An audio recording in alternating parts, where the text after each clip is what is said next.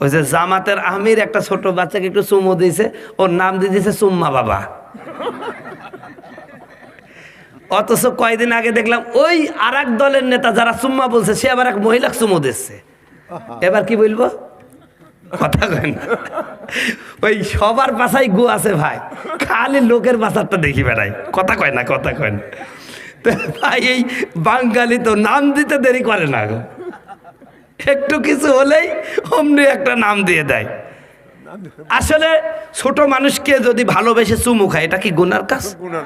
আরো কি মেয়ে মানুষকে চুমি খাইছে?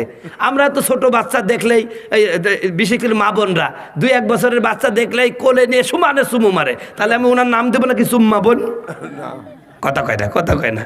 আদর করে একটু চুমু দিলে কি হয়, কিন্তু নাম দিয়ে দিছে জামাতের হুজুরের নাম হলো নাকি ওই জামাতের যে আমির, ও নাকি বলে চুম্মা বাবা। একটা কথা হইল। তো এইরকম কথা বলা যাবে না ভাই। তো ঠিক তদ্রূপভাবে কি বললাম ভাই, যে কথা থেকে বললাম যে এরকম একটা অবস্থা যে হুজুরদের দোষের অভাব নাই। ধরে হাঁটলে বলবে তো দাওয়াত পাইছে, আস্তে হাতে বলবে দেখছো ফিরি ভাই হুজুর কি খাওয়া খাইছে, নড়তেই পারছে না। কথা কয় না, কথা কয় না। এইরকম একটা অবস্থা। আর কুকুর পর্যন্ত হুজুর দেখতে পাচ্ছে না। সেদিন একদম ওয়াজ করতে কুকুর দেখছি আমার ঘেঘু তাই দিয়েছে। আমি বলছি এই কুকুরটা কার গো? তখন বাড়ির থেকে এক মধ্যবয়সী মহিলা বের হয়ে বলছে হুজুর এই কুকুরটা খুব বদমাইশ, এই দাড়িওয়ালা টুপিওয়ালা দেখলে তাড়ি চলে যায়। আমি বললাম ও চাষি, যারা দাড়ি পোশাক করে আর দাড়ি প্রতিদিন ছপ্পান মারে ওদের কিছু কয় না? কয় না হুজুর, কয় না। আমি বললাম চাষি কবেই তো না। তখন বলছে বাবা তোমাদের দেখলে তাইরি চলে যায়, যারা দাড়ি আছে দাড়ি পোশাক করে ওদের কিছু কয় না কি? আর কারণ কি?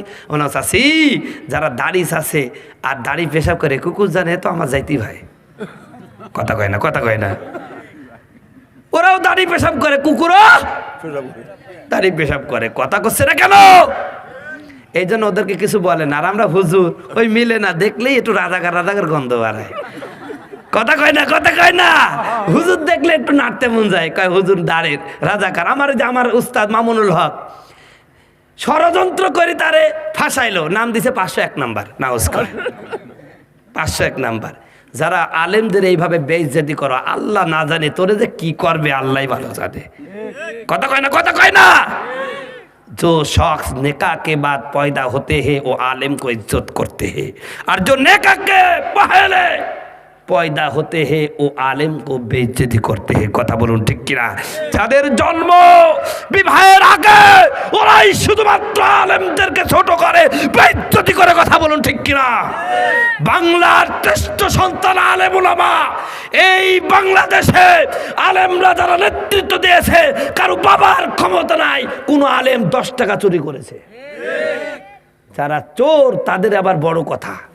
কথা আছে না, চোরের মার বড় গলা। কথা বলুন ঠিক কিনা? এই জন্য আমরা চোর চাই না। কি চাই না? চোর চাই না। আমরা সৎ নেতৃত্বের মাধ্যমে এ দেশটাকে সুন্দরভাবে সাজাবো। জুলাই যোদ্ধারা, আহারে গতকালকে শাহবাগে আমার জুলাই যোদ্ধাদের কি মারা মারলো। পুলিশের পোশাক পরিবর্তন হয়েছে, চরিত্রের পরিবর্তন হয় নাই। বিশেষ করে 2টা মাদ্রাসা ছাত্রকে, আহা তারা তো অসহায়। এই বাংলাদেশে সবচাইতে অপমান করা সহজ হতো দাড়ি টুপিওয়ালাদের। এদেরকে মারবেন, বুরখাওয়ালা বোনদের অপমান করবেন, কিছু বলবেন না। কিন্তু ওই শাহবাগী ওই শয়তানরা ন্যাংটা হয়ে থাকবে, চেহারা শয়তান পর্যন্ত মুতে না। তাদের কিছু বললেই দেখবা খ্যাকশিয়ালের মতন খেউ খেউ শুরু করে দেয়। কথা কয় না, কথা কয় না। অথচ এই দেশের আলেম দাড়িওয়ালা টুপিওয়ালাকে পিটাও, এদেরকে মারো, অন্যায়ভাবে মারো, নিরপরাধ মানুষকে মারো, কোনো কথা বলার লোক নাই।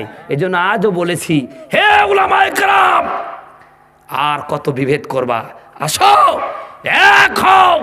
আগামীতে উলামায়ে কেরামের নেতৃত্বে যদি এদেশের সংসদ কায়েম হয়, মাজলুম উলামা সেদিনই মুক্তি পাবে। কথা বলুন ঠিক কিনা? তাছাড়া মুক্তি নেই। আলেমরা যেখানে, আমরা আছিও সেখানে। কথা বলুন ঠিক কিনা? আল্লাহ কবুল করুক। সম্মানিত ভাইরা আমার, বলছিলাম ইমাম আবু হানিফা ওই যুবকের হুজুর পানির দিকে তাকায়া মুসকে মুসকে হাসতেছে। যুবক বলছে কি ব্যাপার, আমার অজু কি হচ্ছে না? যুবক ডাক দেয়া বলেন, হুজুর কেন আপনি আমার অজুর পানির দিকে তাকান মুসকে মুসকে হাসেন, আমার অজু হচ্ছে না নাকি? ডাক দেয়া বলেন, যুবক রে তোর অজু হচ্ছে সমস্যা নাই। ডাক দেয়া বলে তাহলে হাসেন কেন? ডাক দেয়া বলেন এই জন্য হাসি, এ যুবক তুমি যখন অজু করার জন্য ওই যে কুলি করলাম, চোখে পানি দিলা, তোমার চোখ দিয়ে যে গুনাহগুলো করেছো ওই যে অজুর পানি দিয়ে টপ টপ করে অজুর পানি পড়ছে না, বরং প্রতিটা ফোঁটার সাথে একটা একটা করে গুনাহ ঝরে যাচ্ছে। আমি তোমার গুনাহগুলো দেখতে পাচ্ছি, এই কারণে আমি হাসতেছি। ও আমার যুবক ভাইয়েরা, পরিশেষে বলি আমার যুবক ভাই, ও ভাই গ্রামের দিকে তাকায় দেখেন কত যুবক মানুষ মারা যায়, কত মুরব্বী মানুষ, কত মেয়ে খাজে কাট পড়ার পরও মরছে না। এ যুবক ভাই আপনি মনে করতে পারেন হুজুর গো আর একটু বয়স হোক তারপরে নামাজ পড়বো, তারপরে ইবাদত বন্দেগী করব, এখনই আজরাইল চলে আসতে পারে। আমি এই গভীর রজনীতে আপনার জন্য বলে যাই ভাই, নামাজ ছাড়া কোনো গতি নাই। এই নামাজে আপনার চরিত্র ভালো করবে, এই নামাজে আপনার পরকালে কাজে আসবে। কিয়ামতের ময়দানে আল্লাহ পাক নামাজের প্রথম হিসাব নেবে। এ আমার যুবক ভাইয়েরা, গত কয়েকদিন আগে একটা ঘটনা বললাম। আহারে একটা যুবক নামাজ পড়ার পরে আল্লাহর কোরআন খুলে তেলাওয়াত করতেছে, সূরা কাহাফ তেলাওয়াত করতেছিল। সূরা কাহাফের মাঝামাঝি আয়াতখানা যখন পড়লো, আল্লাহ ডাকে সারা দেয়া চলে গেল। ওগো যুবক তোমার মৃত্যুটা কি এমন হোক চাও না? এই জন্য আমার যুবক ভাইদেরকে বলবো, যুবক ভাইয়েরা 5 ওয়াক্ত নামাজ জামাতে পড়বেন, 5 ওয়াক্ত নামাজ জামাতে পড়বেন। যতটুকু সম্ভব ভালো কাজ করার চেষ্টা করেন, আল্লাহর কোরআনের সাথে সম্পর্ক করেন। আল্লাহর কোরআনের সাথে যদি সম্পর্ক করো, আল্লাহ তোমার মর্যাদা বাড়িয়ে দিবে। আল্লাহ আমাদের সকলকে আমল করার তৌফিক দান করো, আমিন। আসসালামু আলাইকুম ওয়া রাহমাতুল্লাহি ওয়া বারাকাতুহু। সম্মানিত ভাইরা, আর রাত